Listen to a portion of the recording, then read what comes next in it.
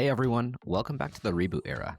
Before we kick off today's episode, I wanted to share something that really worked for me. I've been using jobhire.ai in my own job search, and within a couple of weeks, I had 5 interviews lined up and 2 offers on the table. I may have even accepted one of those offers, but more on that later. What I love is that they're so confident in the process that if you don't land an interview in 15 days, you get your money back. And throughout September 2025, I've partnered with them to give you 30% off with my code DRAY30, DRAY30. So if you're in the middle of your own reboot, this is worth checking out. Today's episode's a fun one because I'm catching up with an old friend, Vivian. We actually used to go to college together at Bryant University, but it's been years since we've had a real conversation. Vivian's had a super unconventional career path, from doing fellowships in LA and Brazil, to freelancing on the beach, to building a 5-year run as a writer, and now working in marketing and business development for an electrical company in New York City. We get into freelancing, AI taking over parts of creative work, and why sometimes the best opportunities are in places you do not expect, like the trades. I think you're really going to enjoy this one, so let's get started. Hi, everyone. I'm Vivian. I graduated from Bryant University in 2017 with a degree in international economics. Since then, I haven't ever really had a full-time job. I went to LA and did a fellowship program there for about 9 months. Then I went to Brazil and I did the Fulbright for another 9 months. And then the pandemic hit, and that's when I started freelancing. So I had freelanced up until a couple months ago, and now I'm working in marketing and sales for an electrical company in New York. A little bit of an unconventional career trajectory, but I love it because I feel like I'm pretty much in control of what I do and when I do it. So I'm super excited to talk to Dre about everything that I've been up to and find out what you've been up to too, because we haven't talked in a while. Yeah, well, let's take a step back. Vivian, this is the first time we've talked in years. I think maybe over the pandemic, we might have sent a few messages, but for the people who are listening, Vivian and I actually, we went to university together. So we know each other. We've met in person. We've hung out. We've been at a party or two together. We know each other pretty well. We're not, the best of friends. We didn't stay in contact as well, but we definitely have hung out plenty of times. And so it's so great to have you here today and talk all about your career trajectory, even though it's not conventional, which is something do you feel like Bryant, our university, our alma mater, do you feel like they prepared you for a career path that was going to be unconventional? I think so. I do think Bryant did that. We have to give it to them because even though we had to obviously select a major and graduate with one degree, we had that thing where if you majored in the College of Arts and Sciences, you had to minor in the College of Business and vice versa. Not only that, I think that it was very easy and we were very much encouraged to get involved on campus. So, both you and I had, plenty of leadership positions while we were at Bryant. And so I think when I graduated Bryant, I was like, I had so many interests and I felt like I was good at different things. And it was hard for me to be like, yeah, I'm just going to be like an associate at this company or an analyst at, this organization. It felt kind of limiting in a way, which it can be difficult, but it's also a good thing because I feel like I left Bryant with a lot of skills that were very adaptable. I could put them in different types of roles. So I think they did prepare us for that. Yeah, I fully agree. While my path in corporate America was definitely more traditional than yours, I think that that's the case anytime I've hit a hurdle. I feel like leveraging what I've learned at Bryant and kind of reflecting on my time there has helped me move forward to the next step. But with that, you wrote this awesome post. I don't know all the words because it was years ago, but you wrote this awesome post about how you were taking this leap into freelance writing. And at the time, I think you said it was COVID. You had just come back from Brazil. Maybe you might have still been in Brazil. I'm not sure. But why? How? What inspired you to do that? It was a mix of things because at that time, I really wasn't sure what I wanted to do with my career. If I'm being completely honest, I'm still not sure who I am in the work world. You know what I'm saying? I think a part of me doesn't really want to label myself as that. I see myself as a person and I like to look at people as as, who they are fully. And I think here in the US, we are very much concerned with what a person does, what their expertise is, what they've spent most of their life doing, what they studied. And I think that that's just one part of who you are. But to answer your question, I think it was because, so I was in Brazil and my program had ended and I didn't want to leave Brazil.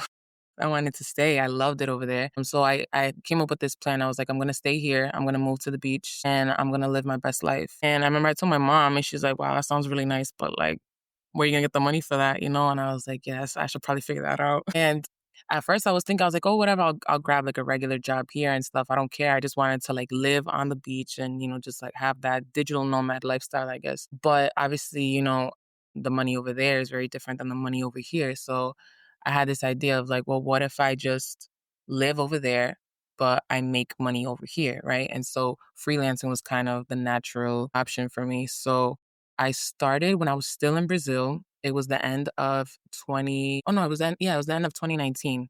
It was right before COVID hit, which was March 2020. And I think I just started on Upwork and I was just writing anything. I was just applying to a bunch of different things.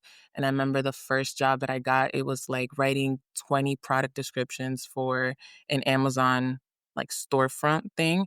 And I think they paid me like $200 for it. It was like it wasn't anything. But I remember when I got it, I was like, oh my God. First of all, $200 goes very far in Brazil. I think my rent was like 150. So I was like, I already paid rent for this month with this one project. And I was like, let me just figure out how to make this like sustainable. So it was that, and it was also that I didn't want to come back and, work a 9 to 5. I didn't want to come back to corporate America. And yeah, I think those are really the reasons. It was kind of just things that were happening in my life that pushed me to make that decision. Yeah. And it's interesting because you never know who's watching. You don't know who's seeing the posts that you're posting unless you try to, keep up with your analytics and see who's engaging on LinkedIn. I definitely didn't at that time. And I had just started at Amazon in corporate working in Seattle. I had just moved across the country from Rhode Island to Seattle at the exact same time that you had this post. And so that's why it was like, it sticks out because that was a focal point in my life. And I always wanted to do freelancing. I always was like so interested. So when I heard you did it, I'm even sure I called some Bryant alumni and some friends and was just like, did you see what Vivian's doing? I'm so jealous. What? Like, Really? I want to do this. Yeah. And You you know it was what's so crazy? inspiring. Go ahead, go ahead. No, I was just going to say it was so inspiring. I did it. I ended up getting into freelancing a few years later, but like always stuck in my head that like you did this thing. And in my head, you were the person who started it. Like no one came before you. I'm dead. Oh my God. Thank you. Thank you for that. You know what's crazy? I remember I wrote, you know what's funny? I remember I wrote that article. I think this was like 2022. So I had been freelancing for a little bit, or maybe 2021. But work was actually slow. That's why I had the time to write the article. And then I put that article out there and I never wrote an article again on Medium, I think it was. But it was a time where I wasn't getting a lot of clients, which, I have been freelancing for 5.5 years now. I literally just stopped like a month and a half ago. There's gonna be those ups and downs. Like there's gonna be times where you don't have clients and you need to account for that. And so when I wrote that article, like I wasn't super confident about being a freelancer. I guess you could say I kind of hit like a lower point in my freelance journey, which like I said is very normal, but it still sucks to go through it. It still doesn't feel good. So then when I wrote that article, I really wasn't feeling that on top of the world about it. But I was like, you know what? This is a decision that I made. And like, I know it's the right decision. It's just obviously I'm going to have some moments where it's not going as well. So then I think I kind of wrote that article kind of to like remind myself like why I did it and affirm to myself that like things were going to be okay. So it's so interesting that, like it had that effect on you and I had no idea literally until right now, you know? Yeah. And that's why I always tell people as part of this podcast, like, don't be afraid to reach out to random people on LinkedIn. Don't be Mm. afraid to just try and just do something to showcase your abilities. It's one step further than most people have taken. And this is point in case. But with that, could you talk a little bit about maybe if you were going to do this again, if you knew everything you knew now from freelancing, if you were going through university with the intention of graduating and then becoming a freelancer, what types of things would you do differently? Whether that's savings, so that you were prepared for those lows, Mhm. or, starting a client base, or just how you would market yourself? And if there's anything here with AI now that you leverage toward the end of that that you could talk about. Yeah, I mean, I would do a lot of things different. When I started, I didn't really know anybody else that freelance. I mean, I had like read articles about people, that would do it, but I didn't know anybody like within my network that did it. So it was tough at the beginning, but I would say for somebody who knows for a fact that they want to freelance, definitely save enough money, right? Especially if you're not sure about your niche, because I think a lot of people, they know they want to freelance, but they don't know exactly what type of services they want to offer. And for me, it took me, it really honestly, it took me like 2 years for me to figure out the service that was most profitable for me. So for the first 2 years, I kind of wrote anything that had to do with real estate. So I would write property descriptions, service pages, author bios, anything within the real estate space, just because that's what I had experience in. But then when I landed on long form SEO blogs for prop tech companies, that's where I felt like I hit the jackpot, because it was so much easier to find clients and I was also making a lot more money. So I would say give yourself time to find that niche, save. I would say at least 3 months worth of your expenses. I'm going to give a little bit of unconventional advice and say don't save too much, because I think if you tell yourself, oh, I'm going to save 6 months or I'm going to save 12 months, you're just pushing out the date before you really start. And so be responsible, obviously save some money, but don't be so focused on the security that you kind of like forget what you're doing, or why you're doing it. I would also say, like, if I was in college and I knew I wanted to freelance, oh my God, I would network so much harder than what I did. I feel like I networked pretty well just because like I talk a lot and like I love meeting people from like different places or whatever. But I wouldn't obviously I didn't know I was gonna freelance, so I wouldn't necessarily like pitch my services or tell people, like I'm a freelancer, I do this type of thing, I've worked with these types of clients. And so I think when you're networking, you have to come in prepared and know what you're gonna say. So I would definitely network a lot more. And the last thing I would say is just every opportunity that you have, build your personal brand. You mentioned LinkedIn earlier. I think LinkedIn is so like underutilized for anybody, whether you want to find a job or you want to start your own business. But in terms of personal branding, I think it's literally like the best social media network you can be on, because LinkedIn's algorithm favors valuable content. Like if you put in a lot of effort into a written post or a graphic or even like a PDF that you put together and it does well, it will continue to do well for weeks on end. And that's how a lot of people, they go viral and stuff. And so I think those are kind of the things that I would suggest to somebody that is thinking about becoming a freelancer.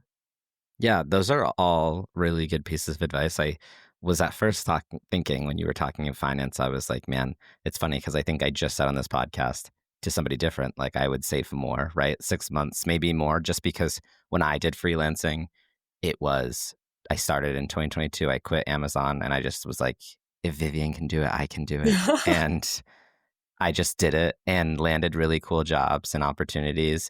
But I did think about like, I got super lucky, I think, with the opportunities I had, and they paid a substantial amount of money, like Mm, not just $200. My first one paid me $1,000 a week. And so I was like, wow. whoa, like I was living in the US and this was my only income and I had a bunch of my savings. So I was okay, but like that paid all of my bills. Hmm. And I was like, oh, I don't even need to touch my savings. This is awesome. So I think like in my mind, I was like, save more because if you're only going to rely on this one income, life can happen so quickly. If you have to go to the vet or you have a kid or you have a divorce all of a sudden, like you do want a little bit of cushion. But I can absolutely see where you're coming from. And I think that the second piece was the community. So important. Like I didn't meet freelancers. Even today, I've only met them through jobs I've done now. I haven't met them just out in the world and been Hmm. like, hey, you freelance, I freelance, let's chit chat, let's be part of a community. But with all of that, now you're head of business development and this is a full-time 9 to 5 job. So no, it's not. Okay, good. Because we don't want to lose your crazy, unconventional path.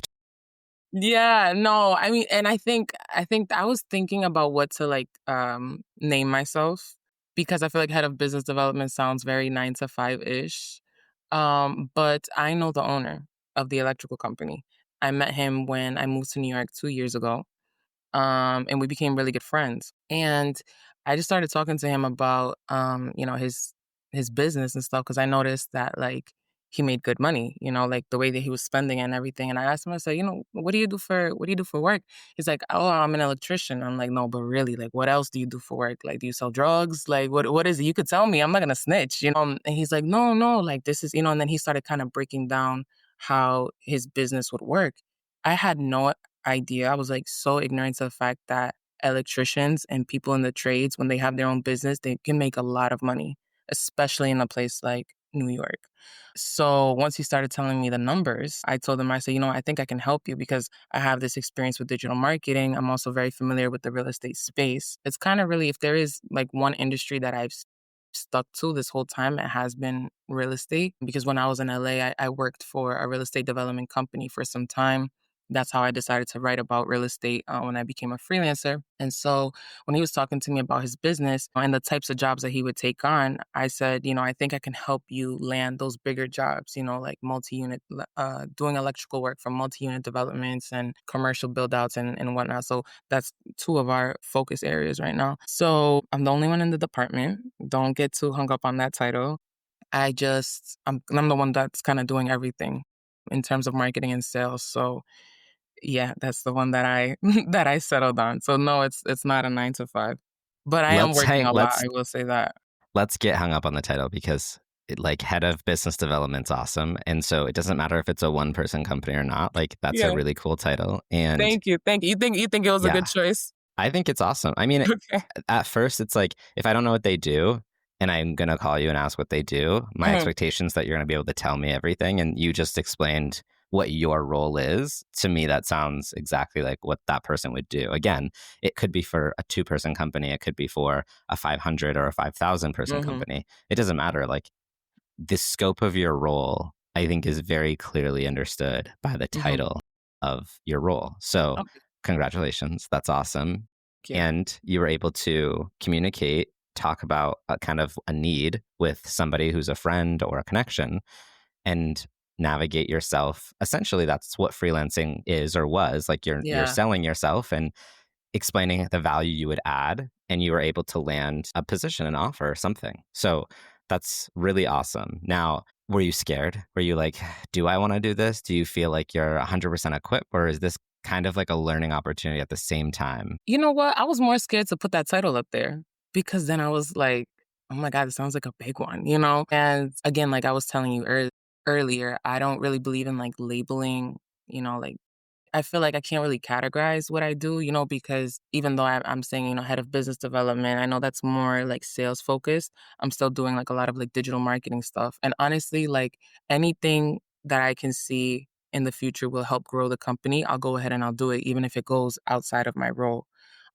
So yeah, like that's kind of how I view it and my career in general. But no, I wasn't really too scared because I feel like I was well informed about his business. Of course, I'm still learning every day. I know nothing about electrical work. I'm not super well versed on the regulations, which when you do those bigger projects, you do have to know, especially in New York. They're very strict with that. But no, I think it is a learning opportunity. I think because I haven't sold in this way, because now I'm going to more like in-person networking events and I'm pitching on LinkedIn, which I did before when I was a freelancer. It is slightly different because I feel like I have to be a lot more like physically present at places. Hmm. Versus when I was freelancing, I was home, almost all the time. Sometimes I'd go to a cafe to work to get, to do something a little bit different. But now I feel like a lot more involved, which I like because I felt like I had moved to New York and Monday through Friday or sometimes Monday through Saturday when work was super busy, I was just like at home and I was like, I did not come here for this. Like, I want to be out, I want to meet people, I want to grow as a professional too. And then at some point, you just want to make more money. Freelancing is awesome. Like, I'm so happy that I did it. And I would encourage anyone that's thinking about it to go ahead and do it at least for a couple of years.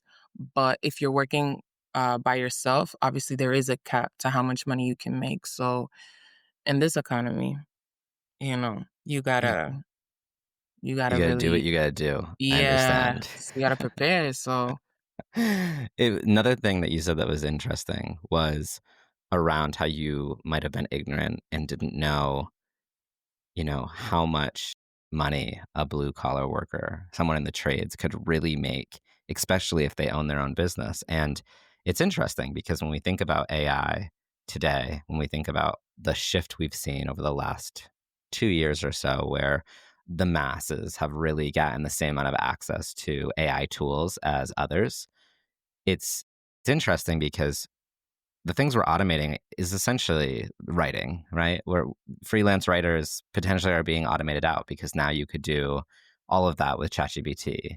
Marketers potentially, and people will fight me on all of these things because anyone can vouch that their one specific area that they focus in isn't automatable or isn't AI, overed, you know. So I think any aspect of your job, there's a part that probably could AI could do better or do quicker. But when you think about electrician or a plumber, you can have AI explain every aspect to you in 5 seconds. Sure, they can explain it better. They might be able to teach you the lessons better. But like we're not at a point in life where AI can wire a building. It's not a thing. And again, maybe there's tools that make it more helpful or quicker, but that's not a thing. So one of my family members had said maybe 2 months ago was like, why don't you explore like becoming a business owner of like a trade? And I was like, first of all, because I don't I don't do that. Like I'm not gonna break a nail. I'm not gonna do hard labor. I sit at my desk all day. That's my goal. That was my goal right. in life. I do that. I'm happy. I have 2 dogs. I'm not gonna leave all day long. Mhm. But more and more, I was thinking like that used to be before Bryant, that always used to be like, what would I do to make money to like build a business? And that was kind of those things that popped up. And it's interesting. So I love that we met and that's what you're doing because there is a lot of money, especially if you can understand like the business side of things and you can bring AI in to do a lot of the things quickly and cheaply and then focus on all your profits being doing the actual physical labor. What I was thinking is like this person who you're working for now, are they highly connected with other blue collar workers in New York or even other areas? Yeah, he definitely is. Like, this is, like, the only thing that he's ever done. He's only ever been an electrician, and, I think the company was actually his uncle's, or his uncle had his own company, and then he started working with him when he was, like, 14, 15, just, like, shadowing him or whatever, and then when he was, I think, 19 or 20, he just started his own company, and so he works with a lot of GCs, general contractors, plumbers, a lot of people that they do the hands-on work for construction because they usually have to, at some point, they have to work together because the building needs all of those services. So yeah, I think I would say his network is probably only those people. He didn't go to college. He didn't, have that experience. Let me tell you, he's making a lot more money than me. And it's interesting because I think, I don't know, at least like the way that I grew up, my mom was always like, you have to go to school. Like you have to go to school, you have to study. If not, you're not gonna be anybody in life. That's the only way to like be independent. I mean, I think going to school is a good thing. I tell my younger siblings, like if you can, go ahead. And in Rhode Island they have a few years ago they rolled out the first 2 years at a community college are free. Go ahead, take advantage of that, of course. But I think number one, we have to recognize that college is not for everybody. And I think number two, we have to recognize what AI is doing to the workforce. With me personally, just working as a freelancer, I don't think I would be able to make it to like 10 years doing exactly what I'm doing now. Like I don't think I would survive another 2 years doing it, because AI has automated so much of what I do. At first, I didn't see it as that much of a threat because I felt like, I was a good writer and I knew what I was doing and I had a good relationship with my clients. And then this past year, I started working with it a little bit more, and that bitch is good. Let me tell you, she's getting real good. I don't know if I could swear.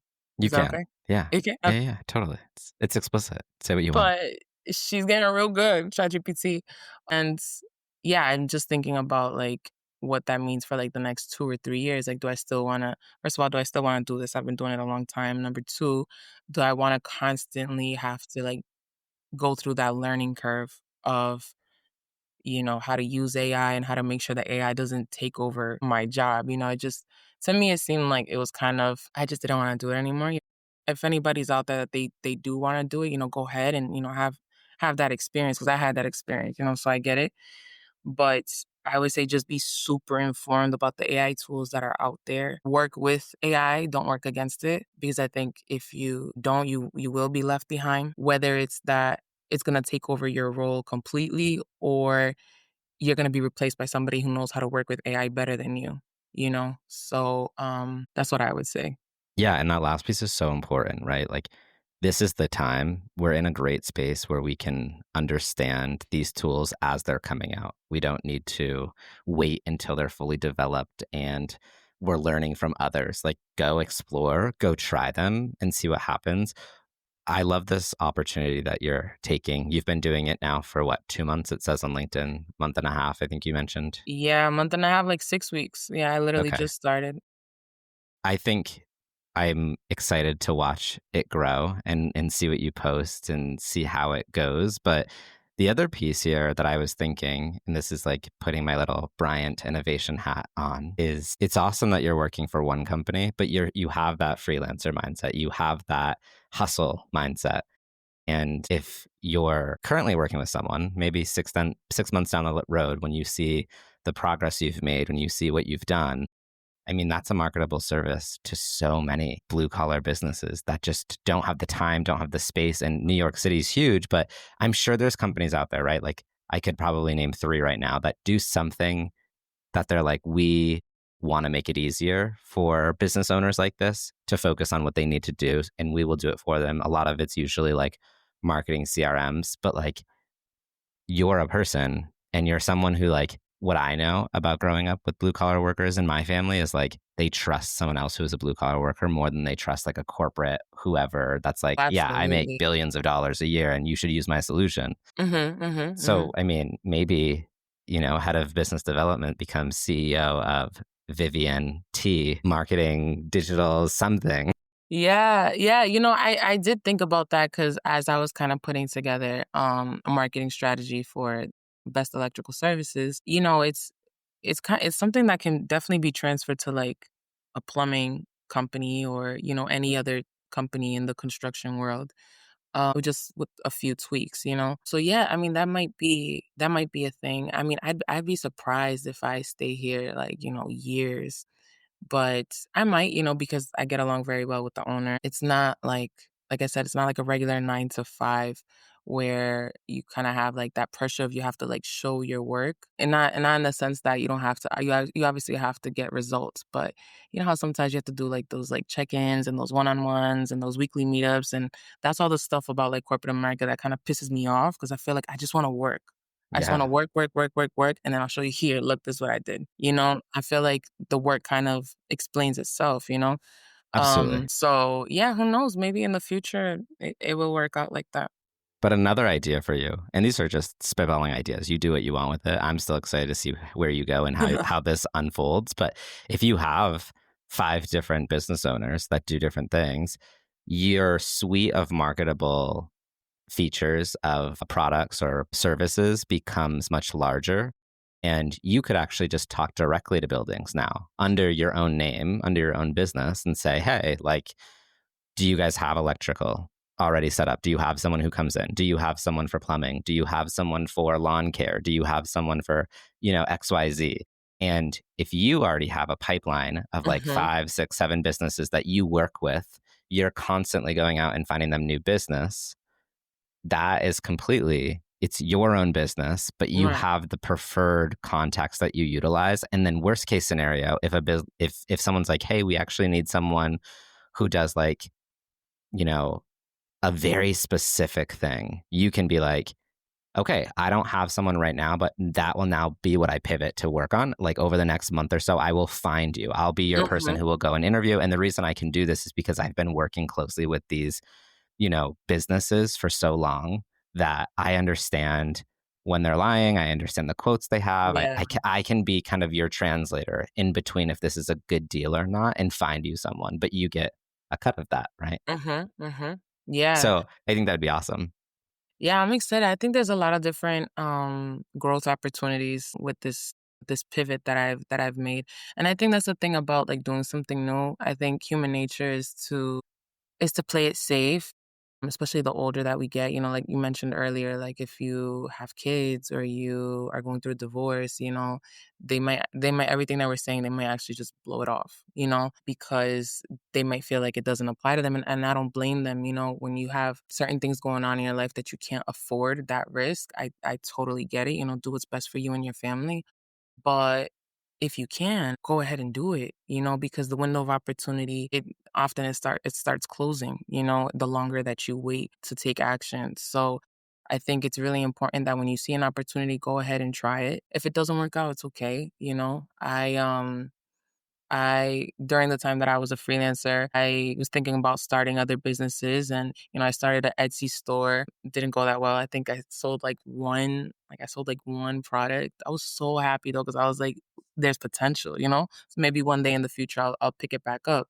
But I've always tried to kind of like put my ideas out there and see what sticks. And if it doesn't work, it's okay. You know, not everything is you're not supposed to win at everything. And I think we're like so hard on ourselves sometimes and we're scared to kind of take that step forward because, well, what if I fail? What if everybody sees it? What if this goes wrong? You know, like I'm working at this company now. I feel good about it. I think it's going to go really well.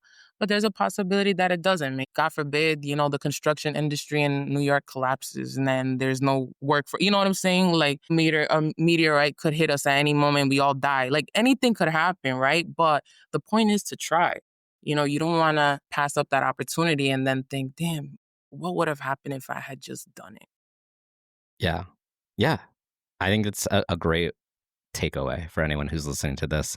I want to thank you for being here and on the podcast, and I want to wish you the best of luck. I do have one last question that I like to close every episode with, which is if people hear this, when they hear this and they resonate with your story, maybe they have questions for you or they just want to follow your journey, are you okay with them connecting with you on LinkedIn? Oh, absolutely. I'm on LinkedIn every day. Perfect. So just send me a DM or if you can, because I know sometimes it's blocked, send me a friend request and yeah, we can chat further. More than happy to help anybody that has any questions. That's a wrap for today's episode. But before you go, if you're job searching, don't spin your wheels like I did early on. JobHire.ai gave me the tools to land 5 interviews and 2 offers, and I may or may not have accepted one, but we'll get to that on a future episode. What's even better is their guarantee. If you don't land an interview in 15 days, you get your money back. And right now, throughout the month of September 2025, you can get 30% off with the code DRAY30, DRAY30.